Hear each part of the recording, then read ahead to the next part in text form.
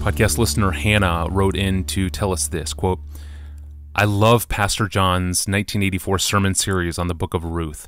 I have listened to it many times since I found it in 2005.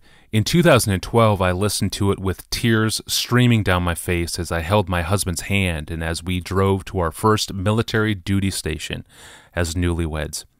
I especially remember this section, end quote. And here's the sermon excerpt from his sermon way back on July 22nd, 1984. It's titled, Ruth, the Best Is Yet to Come.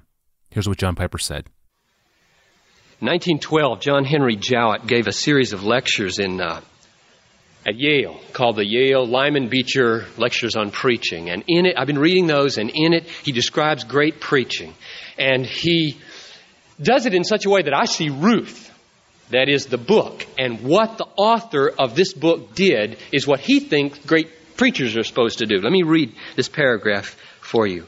He said, a great preacher seems to look at the horizon rather than at an enclosed field or local landscape.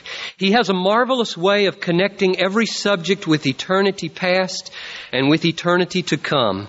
It is as though you were looking at a bit of carved wood in a Swiss village window, and you lifted your eyes and saw the forest where the wood was nourished, and higher still to the everlasting snows. Yes, that was Binney's way and Dale's way and the way of Bushnell and Newman and Spurgeon.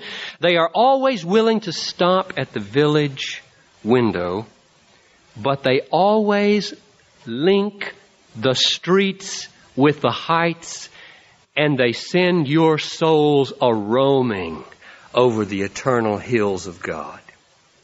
Now, if all we had in the book of Ruth was a quaint story about how a destitute grandmother finally gets a grandson from a daughter-in-law, I wouldn't use the word glory.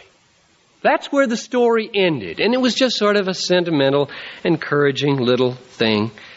I wouldn't. But that's not where the story ends. This writer lifts his eyes to the forests and the mountain snows of redemptive history. In verse 17, he very simply and auspiciously says, the child's name was Obed. He was the father of Jesse, and Jesse was the father of David. And all of a sudden, we realize there has been something vast and expansive at stake here. Something far more has been going on in Moab and Bethlehem and in the lives of these seemingly insignificant people than just the contentment of a grandmother. These people are being put in touch with the vast scope of redemptive history. The name of David, for us Christians and for those Jews reading this book, we know what that name calls up. David, son of David, Messiah, greatest king that was ever in Israel. And his son someday is going to be king. New age, peace, righteousness, freedom from pain and crying and grief and guilt. This simple little story of Ruth opens out like a stream into a great river of hope that includes the whole world. And so is not the message, don't ever think that what you do in obedience to God in the midst of your setbacks is insignificant. Isn't it true that one of the great diseases of our day is triviality? The things which most people spend most of their time with are trivial. And what makes this a disease is that we were created to be consumed with magnificent causes, not trifles. Our souls will not be content with trifles. We are enslaved to trivialities. We live in the Swiss village workshop and walk around and look and ooh and ah at these little figurines and never lift our eyes to the forests or to the everlasting snows beyond. So our souls shrivel up and our lives are trivial and our capacity for great worship is dead. Now, the book of Ruth is written to teach us that God's purpose for your life is bigger than that. God's purpose is to connect His people with something infinite, something great, something magnificent. For the Christian, there's always a connection between the ordinary, gleaning in a field, having a baby, coming back from a foreign land, just ordinary things. Never. For the people of God, there is nothing ordinary done in obedience to Jesus Christ.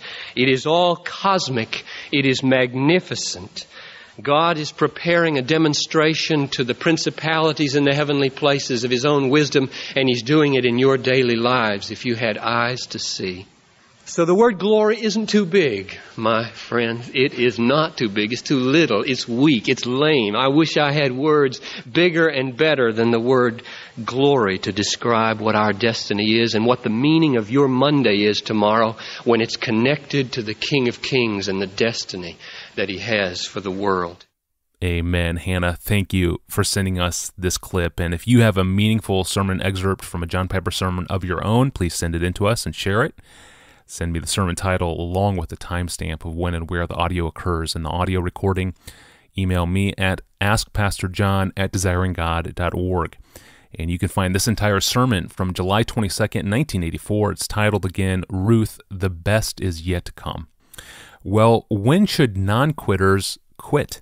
It's an important question, and John Piper will join us tomorrow to explain. I'm your host, Tony Reinke. Thanks for listening to the Ask Pastor John podcast.